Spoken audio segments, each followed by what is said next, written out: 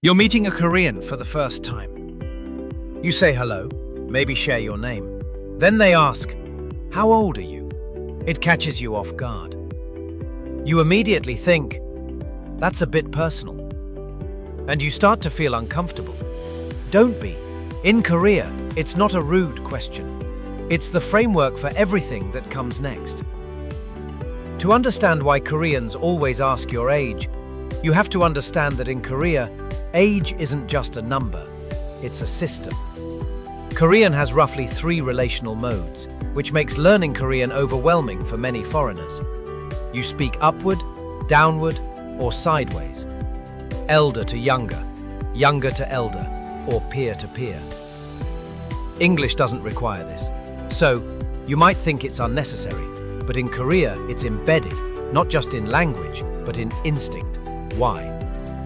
Korea has been an agrarian society for nearly 10,000 years, and it wasn't loose or scattered, it was dense and interdependent. Villages worked together, ate together, survived together.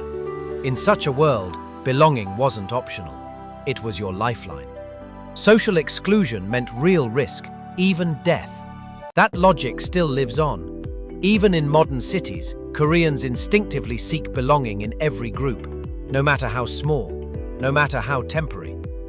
Korea has one of the highest suicide rates among OECD countries, and issues related to belonging, such as social exclusion or lack of recognition, are major contributors. So when someone asks your age, it's not to invade your privacy, it's their first effort to find alignment, to place themselves in the unspoken social structure between you. Because for Koreans, that structure matters deeply. So when a Korean asks, "How old are you?" what they're really saying is, "How should I present myself to you? As your elder, your younger, or your equal?" Don't take offense. You can just ask back, and then respond, "I'm older, you're older," or "We're the same age." That alone sets the tone for the entire relationship. In many Western cultures, we're taught that age shouldn't matter. What counts is personality, chemistry, mutual respect. But Korea starts from a different premise. Age reveals identity. Not just yours, but who I am in relation to you. And that difference, even just 1 year, can change everything. And yes, it comes with responsibility. Confucianism may have some influence, but the instinct came earlier. It's not about obeying rules, it's about relational clarity. If I know your age, I know how to speak to you, how to behave around you, how to avoid making you uncomfortable. It may feel foreign, but to Koreans, this is how you show respect.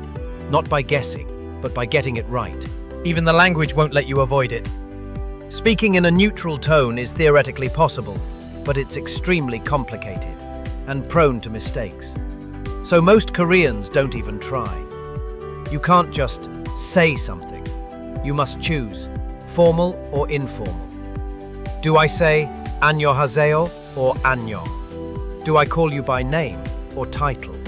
Do I sit next to you or slightly lower? Without knowing your age, I risk being disrespectful without meaning to. So when someone asks, "How old are you?" they're not prying. They're trying to protect both of us from discomfort. There's even a word for this mapping instinct, soyol. It doesn't mean ranking like in a corporate ladder. It's more about relational alignment. If we're the same age, we're friends. 1 year apart, we become Jeong and Dongseng, older and younger siblings, even if we just met. And being someone's Jeong onni, oppa, or nuna isn't just a label, it's a role with expectations. The older person is quietly expected to guide, look after, and even treat the younger. The younger person is expected to show deference, listen, and support. Sometimes a year or a few months difference makes the change.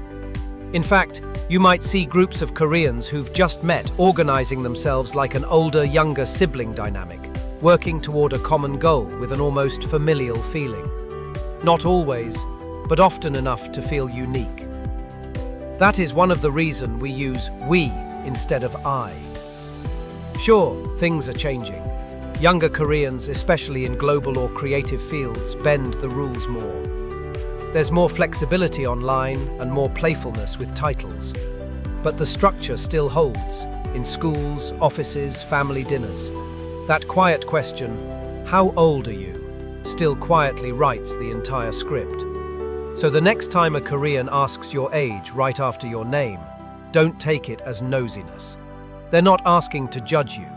They're asking to include you properly, to place themselves where they should be, so they don't overstep.